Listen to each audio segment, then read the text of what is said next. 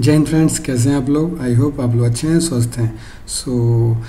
Introduction में time ना waste करते हुए चलते हैं आज का टॉपिक, क्योंकि आज का टॉपिक बहुत लेंदी है, थोड़ा ज़्यादा होगा क्योंकि ये QMS की सीरीज़ है, आपको जैसा कि पता है। और आज जो क्लास हमने लिया है वो क्लास 7 है, सपोर्ट। ओके, सो स्टार्ट करते हैं आज का टॉपिक। इससे पहले देखते हैं कि हमने टोटल कितना देख लिया अभी तक। तो हमने जो देखा है scope, normative references, okay, term and definitions, context of the organisation, okay, and leadership हमने देख लिया, प्लानिंग देख लिया, सपोर्ट अब देखते हैं। ये सेशन बहुत इंपॉर्टेंट है। इसके बाद एक्चुअली सारा ही क्लॉजेस बहुत इंपॉर्टेंट है। अगर आप QMS एक्टिविटी में इन्वॉल्व हो और as a MR, as a quality incharge job कर रहे हो, तो ये आपको बहुत ही डीपली पता होना चाहिए। और मैंने यहाँ पे बहुत परफेक्टली तरीके से एग्जाम्पल के साथ आपको दिखाया। ओके, सो मिस ना करें, एकदम कॉन्सेंट्रेट होकर देखें कि स्टैंडर्ड की रिक्वायरमेंट क्या है, उसको how to implement in your organisation. Other या आप कहीं सप्लायर ऑडिट पे जाते हैं तो आप कैसे सप्लायर की ऑडिट एज पर QMS की रिक्वायरमेंट करते हैं। ओके, सो चलते हैं, देखते हैं आज का जो हमारा क्लास है, क्लास 7। ओके, और इसमें जो हमारा सपोर्ट्स के अंदर आता है, उसके अंदर सब कैटेगरीज जो हैं वो देखते हैं क्या है। 7.1 है resources, 7.1.1 general, 7.1.2 people, 1.3 infrastructure, 7.1.4 environment for the operation of processes, and 7.1.5 monitoring and measuring resources, 7.1.6 organisation knowledge. Okay, now 7.1 competency, 7.2 competency, 7.3 awareness, 7.4 communication, 7.5 documented information। अब 7.5 के अंतर्गत 7.5.1 general, 7.5.2 creating and updating, and 7.5.3 documented information. Okay, so यहाँ पे ये actually 7.2 है। Okay, so this is only typing mistake, 7.2 you can change here, this is okay. So 7.1, 7.2, 7.3, 7.4, 7.5 इसके बारे में हम जानेंगे आज, और इसके सब क्लॉजेस क्या हैं वो हम देखेंगे। ओके, सो चलते हैं आज के टॉपिक पे। 7.1.1 जो जनरल है, उसकी रिक्वायरमेंट क्या है। The organisation shall determine and provide the resources needed the establishment, implementation, maintenance and continuous improvement of the quality management system. The organization shall consider also the capabilities of and constraint on existing internal resources, what need to be obtained from external provider. Okay, so ये customer की requirement है कि जो external internal resources हैं उसको कैसे हम देखना है, प्लस एक्सटर्नल प्रोवाइडर से क्या उनके नीड्स हैं। ओके, नाउ इसका एग्जांपल्स के लिए मैं आपका थोड़ा कॉन्सेप्ट क्लियर हो इसलिए मैंने यहाँ पे दिया है। जो ब्लू कलर में है वो आपका स्टैंडर्ड रिक्वायरमेंट है, और जो ग्रीन कलर का मैंने दिया है वो एक्सप्लेनेशन अगेंस्ट स्टैंडर्ड या इम्प्लीमेंटेशन डॉक्यूमेंट या एविडेंस आप कह सकते हो। ओके, सो इससे आपका कॉन्सेप्ट क्लियर हो जाएगा कि अगर आप किसी भी QMS में इम्प्लीमेंटेशन में हो, आप जॉब कर रहे हो, तो आपको किस टाइप के डॉक्यूमेंट प्रिपेयर करना होगा against with respect to any classes. Okay, so यहाँ पे एग्जांपल दिया था। Standard now has greater expectation of for organisation to consider resources needed to deliver service and product. There is an expectation to provide a clear understanding of what an organization has in-house and whether the sufficient fit for purpose to achieve the business planning. Okay, what additional support might be needed externally, subcontractor that provide specialization or outside of their field. इसमें means वही है, आपको internal आपके resources identify करना है, plus वो भी देखना है कि हमें आउटसाइड से किस किस रिसोर्स की रिक्वायरमेंट पड़ती है जो कि हम एक्सटर्नल प्रोवाइडर से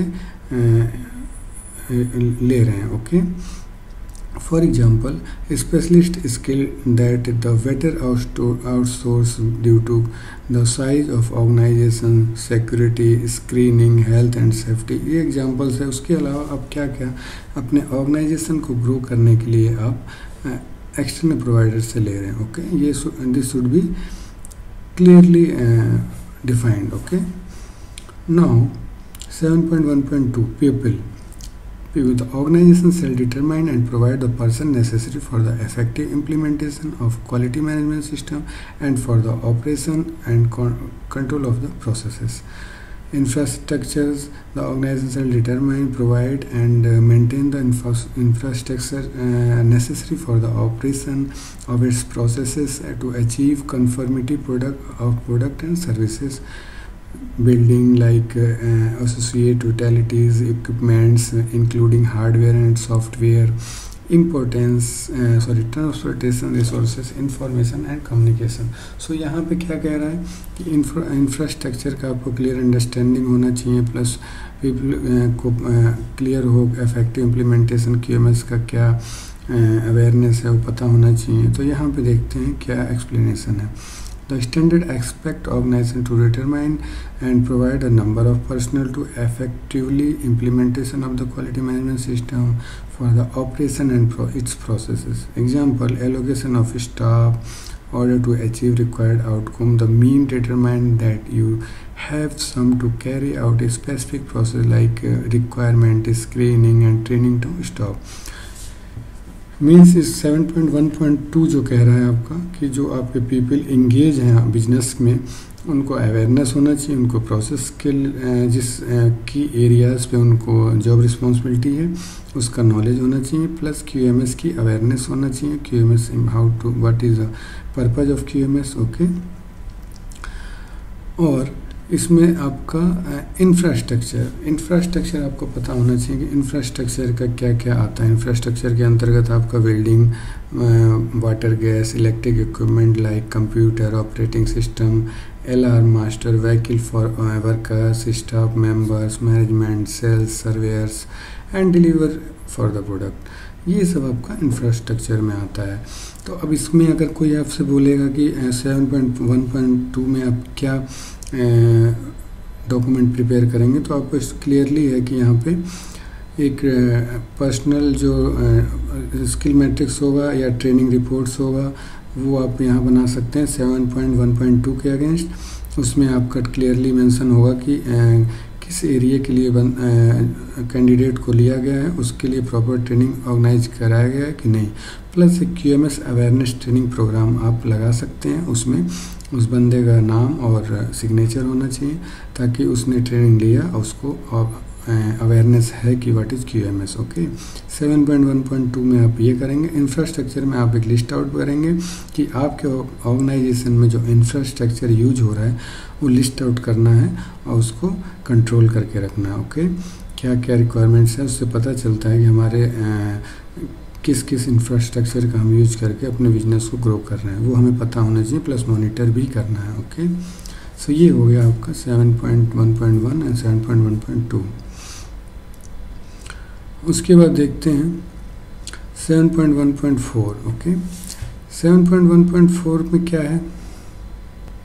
7.1.4 environment for the processes and actually यहाँ पे 7.1.3 जो था हमारा वो इंफ्रास्ट्रक्चर है, 7.1.2 जो हमारा है पीपल है। ओके, 7.1.1 मैंने छोड़ दिया, वो जनरल कैटेगरीज में आता है तो उसकी ज़रूरत नहीं थी, इसलिए मैंने उसको इग्नोर कर दिया। मेन डॉक्यूमेंटेशन हमारा इसमें है। ओके, सो देखते हैं ये इसका रिक्वायरमेंट क्या है। The organisation shall determine, provide and maintain the environment necessary for the operation of its processes and to achieve conformity of product and services. Note: suitable environment can be combination of human physical factors such as social, non-discriminatory, non-conformable, psychological, stress reducing, burnout prevention, emotionally protective, and these factors differ substantially depending on the product and service provided. तो इसमें वही environment को हम देखते हुए हम करते हैं कि एनवायरनमेंट का क्या क्या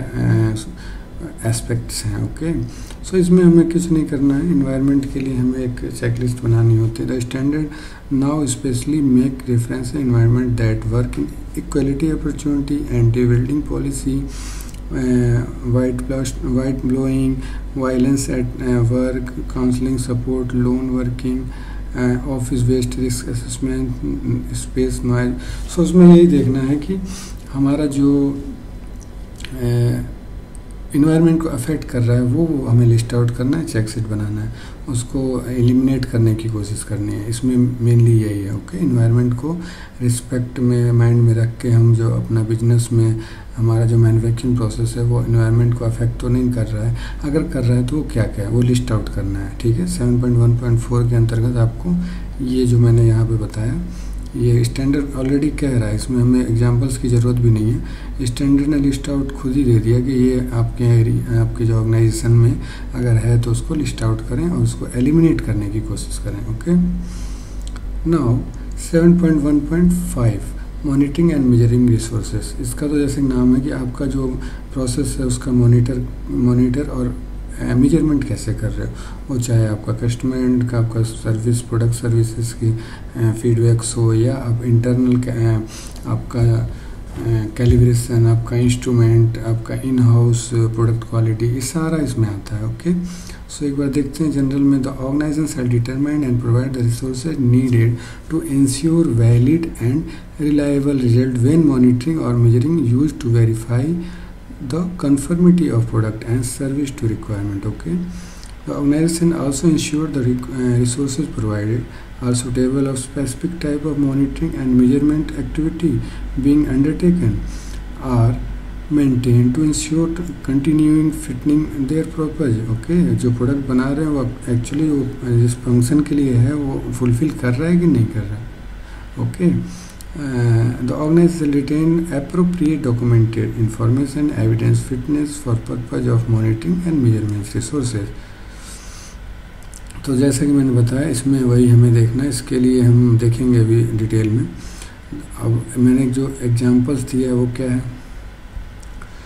the organisation need to decide what tool it use measure business performance. जैसा कि मैंने बोला जो हमारा परफॉर्मेंस है, जो फीडबैक्स है, उसको हम मॉनिटर कैसे करेंगे। उसके लिए you may service feedback via phone call. आप कस्टमर्स को प्रोडक्ट दिया, उसके बाद आप उससे फीडबैक, कस्टमर फीडबैक के थ्रू हम उससे फीडबैक ले सकते हैं। उसे हम कस्टमर सर्वे फॉर्म भी बोलते हैं। ओके, कस्टमर फीडबैक फॉर्म भी बोलते हैं। वो पेपर में भी दे सकते हैं या बाय ईमेल कर सकते हैं, बाय फ़ोन पे भी कर सकते हैं कि हमारा जो प्रोडक्ट है कितनी रेटिंग देता है। ओके, आप नंबरिंग कर सकते हैं 1 से 5 तक।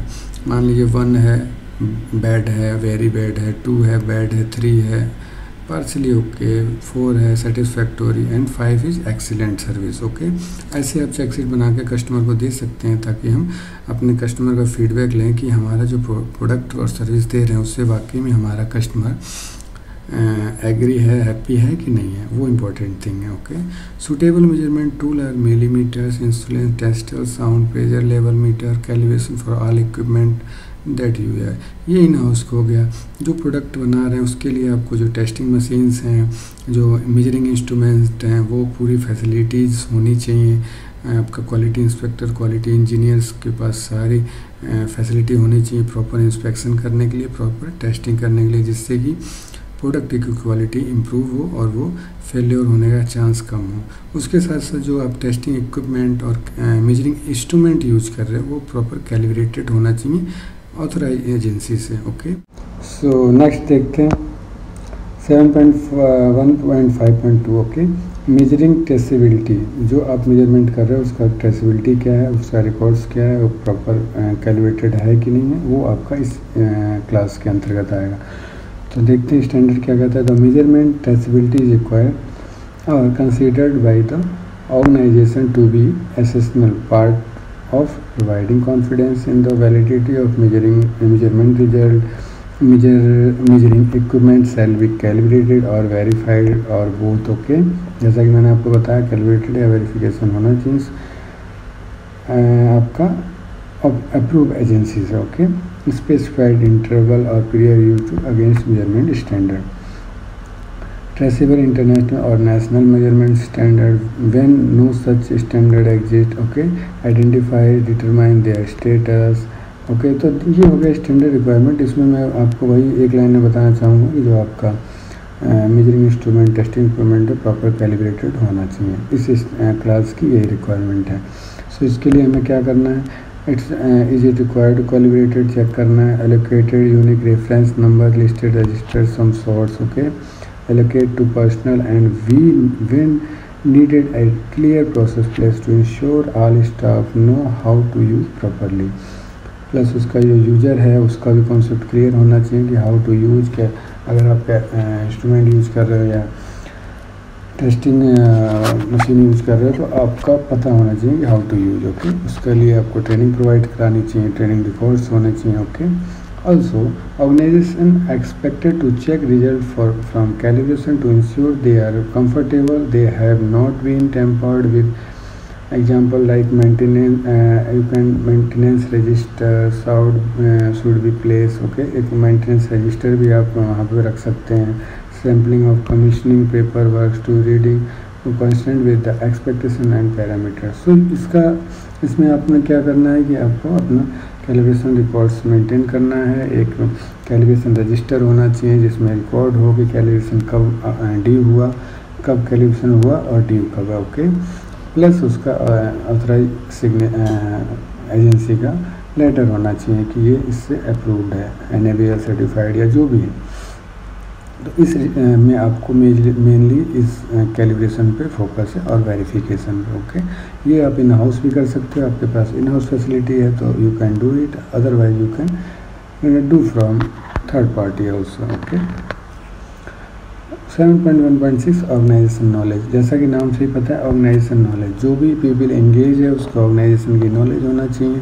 तो देखते हैं हमारा जो स्टैंडर्ड है वो क्या कहता है। The organisation shall determine the knowledge necessary for the operation of its processes and achieve conformity of product and services. The knowledge shall be maintained and to be available action necessary when addressing changing need to be trained. Organization shall consider current knowledge also, determine how to acquire access necessary additional knowledge and required upgrades. Note 1. Organization knowledge is specified to the organization and generally gain the experience. It's information that used to share, achieve organization objectives. Organization can be failure and successful project capturing and undocumented knowledge, experience, improvement in process, products and services, external resources, conference gathering knowledge from customer. तो इसमें वही है, आपको mainly focus करना है कि organisation का knowledge है कि नहीं है। अगर कोई भी आपका इंगेज है आपके बिजनेस से तो उसको जो पीपल्स हैं, स्टाफ मेंबर्स हैं, वर्कर्स हैं, उनको ऑर्गेनाइजेशन का नॉलेज होना चाहिए। अगर नहीं है तो आप ट्रेनिंग प्रोवाइड कराएं अपने प्रोडक्ट्स से रिलेटेड, अपने क्वालिटी मैनेजमेंट सिस्टम से रिलेटेड, अपने कस्टमर से रिलेटेड कि कस्टमर की रिक्वायरमेंट क्या है, प्लस वो डॉक्यूमेंटेड होना चाहिए, उसको रिकॉर्डेड होना चाहिए, ओके। अगर ट्रेनिंग आप करा रहे हैं तो उसको ट्रेनिंग रिकॉर्ड शुड भी अवेलेबल है। तो ये आपका ये रिक्वायरमेंट कह रहा है। इसका हमने थोड़ा सा एग्जांपल दिया है। Leaders in the business have to decide what skill set staff need to order fulfil their business plan. This include knowledge of product service they are selling. जो प्रोडक्ट आप सेल कर रहे हैं उसका नॉलेज होना चाहिए, उसका सर्विस कैसा है, उसका फिट एंड फंक्शन कैसा है, ये आपको पता होना चाहिए। This would best be captured in skill and or training metrics to demonstrate clearance। जैसा मैंने बोला कि एक ट्रेनिंग रिकॉर्ड्स बनाएं, उसको प्रॉपर तरीके से हो, जो ट्रेनिंग जिसको अच्छा नॉलेज है उसको ट्रेनर के तौर पे रखें। इन हाउस ट्रेनिंग, इसमें आउटसाइड्स की ज़रूरत नहीं है, वो अवेयर कराएं। अगर नए बंदे हैं या फ्रिक्वेंटली आप कोई नया प्रोडक्ट आ रहा है तो नया कस्टमर आ रहा है, उसके बारे में अवेयर कराएं और उसको रिकॉर्ड मेंटेन करें। An organization may decide to go fire installation, so will need surveyor, designer, engineer understanding to fire standards before they can proceed। तो यहाँ पे वही दिया कि अगर आप कहीं जा रहे हो इंस्टॉलेशन के लिए या सर्विसिंग के लिए अपने कस्टमर के पास फॉर अपने प्रोडक्ट के लिए, तो आपको अपने प्रोडक्ट के installation, how to install, how to repair, ये सब पता होना चाहिए। तो उसके लिए आपको पहले प्री प्लान ट्रेनिंग करना पड़ेगा। इमीडिएट तो नहीं होगा ना जब कस्टमर कंप्लेन करेगा तो। सो ये आपको इनिशियल स्टेज पे करना है during joining of the candidate. Competencies क्या है? The organisation determine necessary competencies of person doing work under its control that affect performance and effectiveness of the quality management system, ensure these persons are competent on the basis appropriate education training experience. Okay, where applicable, take action, acquire the necessary competencies and evaluate the effectiveness of the action taken, retain appropriate documented information, evidence of competencies. Applicable action can include, for example, the provision of training to mentoring of the reassessment. Okay, so इसमें क्या करना है आपने, एक थोड़ा सा मैंने explanation दिया. Determination competence is necessary organisation working out the skill your team has skill not yet have skill they have need to achieve company objective. Example, increase sales, need additional training where document additional skill matrix training require personal file. तो इसमें competencies है, अगर जिसकी areas में वो भी उसी इससे प्रीवियस जो हमारा था क्लास उससे मिलता जुलता है. इसमें competencies है कि आपको अगर किसी भी की एरियाज पे आपको टारगेट अचीव करना है तो उसमें कॉम्पिटेंसीज बंदे होना चाहिए, एक्सपीरियंस बंदे होना चाहिए. लाइक अगर सेल्स डिपार्टमेंट में है और सेल्स इंक्रीज करना है तो आपको ऑलरेडी क्वालिफाइड बंदा, ऑलरेडी एक्सपीरियंस बंदा हायर करना होगा. अगर नहीं लेते हैं तो आपको प्रॉपर ट्रेनिंग देना पड़ेगा with timing also. Okay, so इसमें वही कह रहा है कि ये skill matrix require, training require personal files, ये आप डॉक्यूमेंट प्रिपेयर कर सकते हैं इसके लिए. Okay, skill matrix, training record and personal और HR फाइल्स जो मेंटेन करते हैं वो इसमें हम बना सकते हैं. सो मैं थोड़ा सा इसमें स्टैंडर्ड में रिक्वायरमेंट थोड़ा स्पीड में पढ़ रहा हूँ क्योंकि बहुत लंबा टाइम हो जाएगा. तो आपको अगर देखना है तो 1-2 बार रिपीट करके देखें स्टैंडर्ड की रिक्वायरमेंट क्या है. आप पढ़ेंगे, क्लियर अंडरस्टैंडिंग होगी. एग्जांपल्स में थोड़ा सा टाइम देके पढ़ा रहा हूँ ताकि आपको समझ में आए.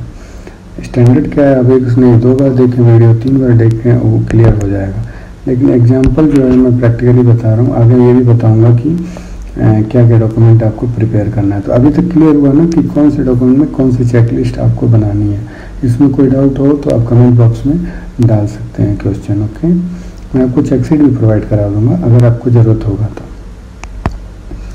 अवेयरनेस भी वही है. The organisation shall ensure the person doing work under organisation control, quality policy, quality objective, contribution of effectiveness of quality system including benefit improvement, improve performance, the implementation of non-conforming with the quality management system requirement. तो ये भी यही कह रहा है कि आपको अपने क्वालिटी मैनुअल, अपने क्वालिटी पॉलिसी, क्वालिटी ऑब्जेक्टिव का अवेयरनेस होना चाहिए. सो इसमें भी आप ट्रेनिंग रिकॉर्ड्स वगैरह मेंटेन कर सकते हैं. सो जैसा कि मैंने लिखा, this is actually new requirement. Okay, ये एडिशनल रिक्वायरमेंट है, 2008 में नहीं था. तो आप इसको ध्यान से देख सकते हैं. There is a greater focus on not just communicating the policy but ensuring that its understand okay how it work, specially the deviate from it. Staff should understand what they contribute and how this can make a business better. Okay, for a QMS point of view, business should look to explain policies more clearly so that staff understand their meaning. It useful capture this is training record, quality policy. Okay, read and understanding companies aim, understand companies processes in which they are involved, understand their impact, understand their positive and negative effect. Okay, तो आपको इसमें वही है कि जो staff है जो company के रिलेटेड है वो अवेयरनेस होना चाहिए. क्वालिटी ऑब्जेक्टिव क्या है, क्वालिटी पॉलिसी क्या है और उसके बारे में उनका क्या रोल है ऑर्गेनाइजेशन में, कंपनी को ग्रो करने में उनका क्या रोल है, पॉजिटिव एंड नेगेटिव. ये सारा कुछ फिल्टर आपको करना है, पता होना चाहिए. इसके लिए भी आप एक चेकशीट बना सकते हैं कि क्वालिटी पॉलिसी का आपने ट्रेनिंग कराया, क्वालिटी ऑब्जेक्टिव कराया. इसमें तो ट्रेनिंग की एक्चुअली क्या करें ज़रूरत भी नहीं है क्योंकि जो हम KPIs देते हैं डिपार्टमेंट वाइज उसमें ऑलरेडी होता है कि इस डिपार्टमेंट का क्वालिटी ऑब्जेक्टिव क्या है. और क्वालिटी पॉलिसी तो ऑर्गेनाइजेशन का होता है, उसमें तो कोई डाउट ही नहीं है. सो क्वालिटी ऑब्जेक्टिव ही KPI है जो कि हम डिपार्टमेंट वाइज देते हैं, तो सबको अवेयरनेस होती है. उसमें क्लियर हो जाता है कि उनकी परफॉर्मेंस क्या है कंपनी के ग्रोइंग के लिए। ओके, कंपनी ग्रोथ में उनका रोल क्या है। सो ये बहुत ही इजी लैंग्वेज में लिखा है, इसको एक दो बार पढ़ेंगे आप, क्लियर हो जाएगा। अब देखते हैं कम्युनिकेशन। जो कंपनी में कम्युनिकेशन होती है उसका यहाँ पे रोल है, बहुत इंपॉर्टेंट है ये। कैसे आप कम्युनिकेट कर रहे हो जो डॉक्यूमेंटेड इंफॉर्मेशन है, how do you communicate. So देखते हैं स्टैंडर्ड क्या रिक्वायर्ड है। The organisation shall determine the internal and external communication relevant to the quality management system including what it will communicate, when it will communicate, with whom to communicate, okay, and who communicate। तो इसमें यही देखना है कि communication के linkage क्या है, कैसे आपने कम्युनिकेट किया, किसको किया, कैसे किया, कब किया, उसका कोई प्रूफ है आपके पास। वही चीज़ ये कह रहा है कि उसका आपका रिटर्न में रिकॉर्ड होना चाहिए।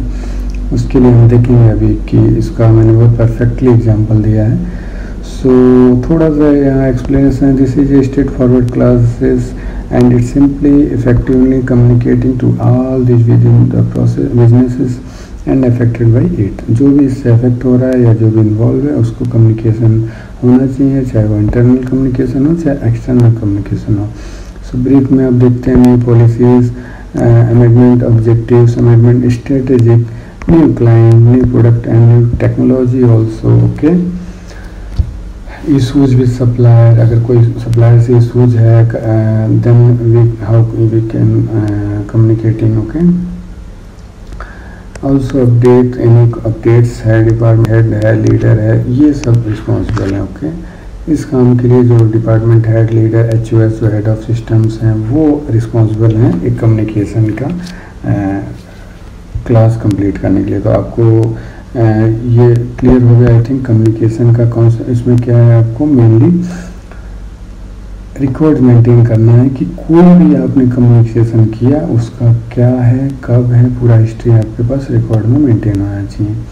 कोई चेंज है आपके सिस्टम में, प्रोसेस में, ड्राइंग चेंज है तो उसका प्रॉपरली तरीके से अप्रूव्ड बाई और डिस्ट्रीब्यूटेड में किसको आपने डिस्ट्रीब्यूट किया, एब्सोल्यूट हो गया तो उसको आपने एब्सोल्यूटेड डॉक्यूमेंट में शिफ्ट किया कि नहीं किया, और नया डॉक्यूमेंट इशू करने से पहले जो पहले का हिस्ट्री है उसको, जो प्रोडक्ट है उसको डिस्ट्रॉय किया कि नहीं किया, ये सारा इसमें आता है एक्चुअली है। तो ये हो गया आपका कम्युनिकेशन।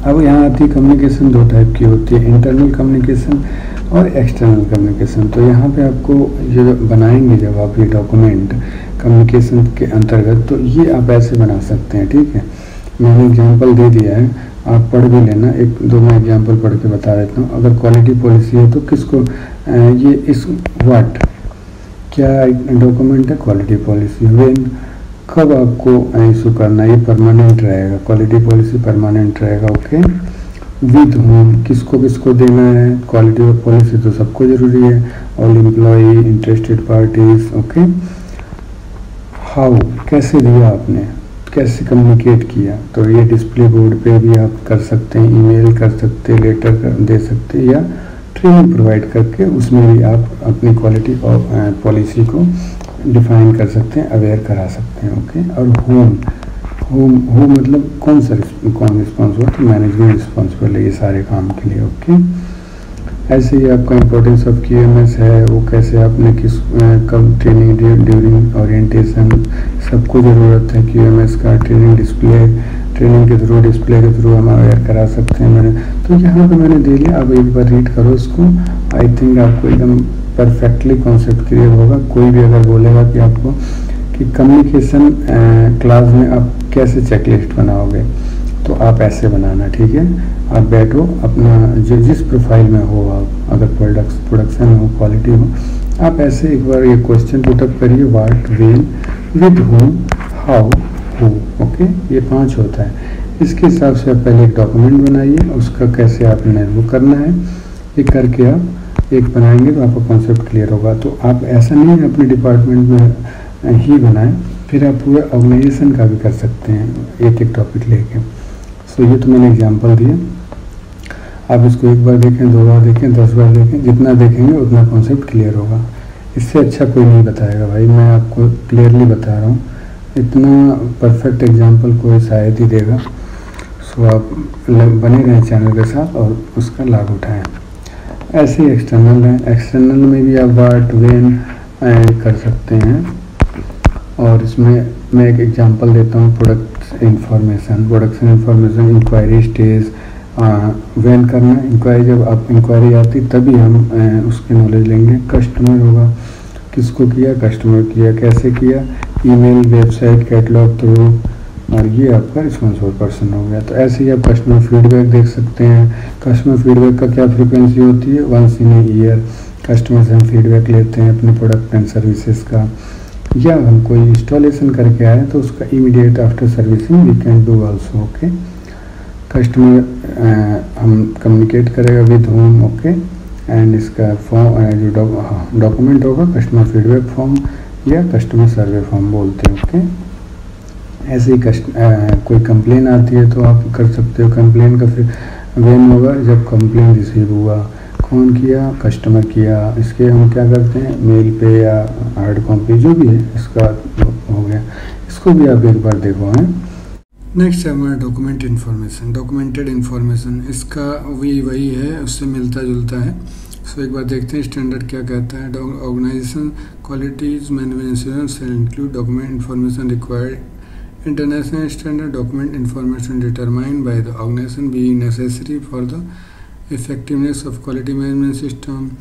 द साइज, ये डिपेंड करता है आपका size of the organisation, activity, process, product and services, competencies of person.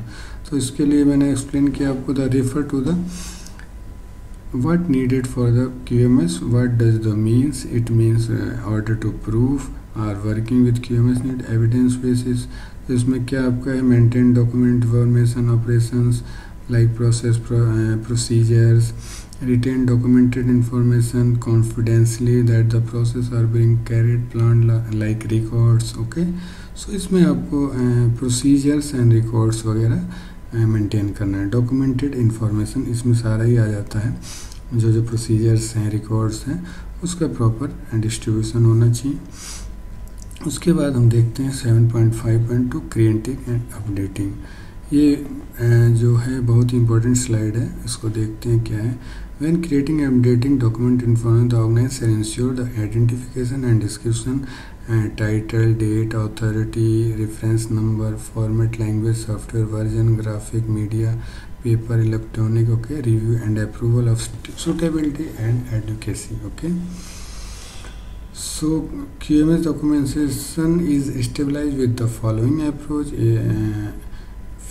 Four level documentation structure is followed for the operation of quality management। ये इसको एक्चुअली ट्री डायग्राम बोलते हैं, जो कि हम अपना क्वालिटी मैनेजमेंट सिस्टम का जो हम डॉक्यूमेंट इम्प्लीमेंट करते हैं, उस प्रिपेयर करते हैं, तो हम इसको फॉलो कर सकते हैं। ओके, इसको हम ट्री डायग्राम बोलते हैं, जिसमें 4 लेवल होता है, L1, L2, L3, L4। कोई आपसे पूछेगा कि ट्री डायग्राम का यूज कहाँ करते हैं, तो आप डायरेक्ट बताएंगे ISO 9001 2015 रिवीजन में क्लास 7 में जो सपोर्ट है उसके 7.5.2 सब क्लासेस में क्रिएटिंग एंड अपडेटिंग जो क्लास आता है उसमें हम ट्री डायग्राम यूज करते हैं डॉक्यूमेंट इम्प्लीमेंटेशन के लिए, उसका प्रिपरेशन के लिए, जो कि L1, L2, L3, L4 होता है। Level 1 quality manual, level 2 procedure, level 3 work instruction, process flow chart, check sheets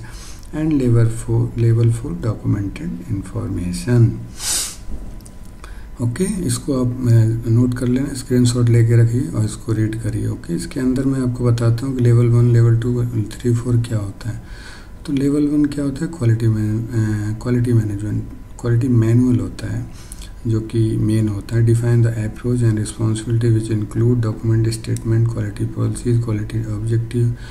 level 2 procedure, define what, where, when, who and why of an activity being done as stated in QMS. okay, level 3 work instruction, quality plan, check sheet, define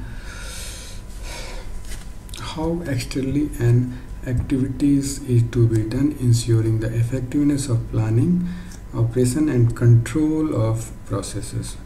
and level 4 documented information provide the evidence. कोई भी आप documentation कर रहे हो तो उसका evidence होना चाहिए, which has to stabilise for the all activities status above which the entire documented information a master list of quality records maintained by respected section head as per requirement। Okay, तो इसका proper control होना चाहिए। जो section head है, respective areas in charge है, वो responsible होगा उस एरिया के क्वालिटी मैनेजमेंट सिस्टम की रिस्पॉन्सिबिलिटी के लिए। ओके, मोस्ट इम्पॉर्टेंट स्लाइड मैंने यहाँ पर दिया है जो कि लेवल 1 है। वो आपको कैसे QMS का जो डॉक्यूमेंट है, क्वालिटी मैनुअल है, क्वालिटी रिकॉर्ड्स है, प्रोसीजर है, उसको कैसे आपको कंट्रोल करना है। ठीक है, तो यहाँ देखते हैं, partner is approved the quality manual procedure WI document information and its amendment management representative or quality in charge is responsible for preparation, review, issuing, control and manual and amendment। Okay, तो जो management representative है, जो पहले 2008 में actually था but अभी भी है, जो कि हम कंट्रोल करके रखता है, या क्वालिटी इंचार्ज को भी दिया जाता है जो कि मास्टर कॉपी कंट्रोल करके रखता है और वही डिस्ट्रीब्यूट करता है पूरे डिपार्टमेंट को in proper way. Okay, and master copy should be available in management representative and और quality incharge. Okay, master copy will be stamp master on the front side of all blue colour. Master copy पे master copy का stamp होना चाहिए front side पे, जो कि blue colour में होना चाहिए। ये अब ध्यान देना, ये बहुत इम्पोर्टेंट है। ब्लू कलर में मास्टर कॉपी का स्टैम्प करेंगे, फिर उसके बाद फ़ोटो कॉपी करेंगे और उस पर कंट्रोल लगाएंगे जो कि रेड कलर का होगा, वो भी बैक साइड या जहाँ फ्रंट पे भी आप नीचे लगा सकते हैं। पहले आपने क्या करना है, ब्लू कलर से आपको मास्टर की स्टैम्प लगानी है, फिर ये मास्टर रिकॉर्ड्स में रख देना है उसको कॉपी करके, फिर उसी के इमीडिएट नीचे हमें रेड कलर का कंट्रोल कॉपी लगाना है। ओके, और ये जितने भी डिपार्टमेंट है उसको डिस्ट्रीब्यूट करना है। MR quality incharge perceive the need amendment mistake correction during. जैसा कि मैंने बताया, MR या क्वालिटी इंचार्ज कोई भी एनी चेंज होता है, अमेंडमेंट होता है, तो वो रिस्पॉन्सिबल है और वो चेंज कर सकता है with authority. Okay, revision number, issue number, format number, ये लॉट ऑफ चेंजेस हैं। कुछ भी होता है तो MR कर सकता है under approval of the quality management system. So उसमें आपका बहुत सारे चेंज आते हैं, कभी करेक्शन भी होता है, कभी फॉर्मेट चेंज हो गया, कभी कस्टमर स्पेसिफिक चेंजेस होता है। ओके, सो इसको भी आप ध्यान से देखें। अगर आप इम्प्लीमेंटेशन में हैं, अगर क्वालिटी मैनेजमेंट सिस्टम आप इंडिपेंडेंटली देख रहे हैं या देखने वाले हैं, सीखेंगे तभी आपको जॉब मिलेगी। सिंपल है, आप इससे फैमिलियर हो जाइए, जॉब 100% मिलेगा। इसके बाद मैं क्वेश्चंस आंसर्स भी बताऊंगा कि QMS से रिलेटेड क्या क्या क्वेश्चंस आते हैं और क्या क्या आपसे पूछा जाता है, उसका क्या क्या आंसर होना चाहिए। मैंने पहले भी बोला था, अगेन आई एम रिपीटिंग, कि मैं आपको एकदम फैमिलियर करके छोड़ूंगा QMS से, चाहे वो क्वालिटी मैनेजमेंट सिस्टम हो, चाहे इन्वायरमेंटल सिस्टम ISO 14000 हो, सब हम टॉपिक चलेंगे। थोड़ा टाइम की शॉर्टेज इस वजह से हो रहा है। ये चैप्टर एक्चुअली 2 दिन पहले आना था बट 2 दिन डिले हुआ है because of lot of work pressure. So कोई बात नहीं, अभी मैंने आपके लिए किया है और इसको आप अच्छे से रीड करो और ध्यान दो। ये लास्ट है 7.5.3, इसका कोई ज़्यादा रोल नहीं है, ये उसी जो हमने ऑलरेडी पढ़ा है वो वही रेफ़र कर रहा है। ठीक है, ये स्टैंडर्ड्स का ज़्यादा कुछ है नहीं, इसलिए मैंने आप एक बार रीड कर लेना। Documented informations, okay, organisation shall address, following activity, तो इसमें कोई दिक्कत नहीं है। सो फ्रेंड्स, आई होप आपको अच्छा लगा होगा, और अच्छा लगा तो आप सब्सक्राइब कर सकते हैं और अपने दोस्तों को शेयर करें। एंड ये आपका जो सीरीज चैप्टर 4 था सपोर्ट्स, इसके बाद हमारा 3 और रह गया है। उसके बाद हम ISO 9001 कंप्लीट कर लेंगे। उसके बाद हम जाएंगे चेकलिस्ट पे कि मैं आपको लिए मैंने चेकलिस्ट भी बनाया, बहुत ही बेहतरीन चेकलिस्ट है। जब ये सारा कंप्लीट होगा तो मैं आपको चेकलिस्ट दिखाऊंगा डिपार्टमेंट वाइज आपको कैसे ऑडिट करना है। ओके, ऑडिट का जो आपको पॉइंट ऑफ व्यू पता होना चाहिए, ऑडिटिंग में बहुत स्कोप है। ओके, सो ऑडिट का मैं बताऊंगा, फिर क्वेश्चन आंसर भी बताऊंगा। सो तब तक ध्यान रखिए और स्वस्थ रहिए।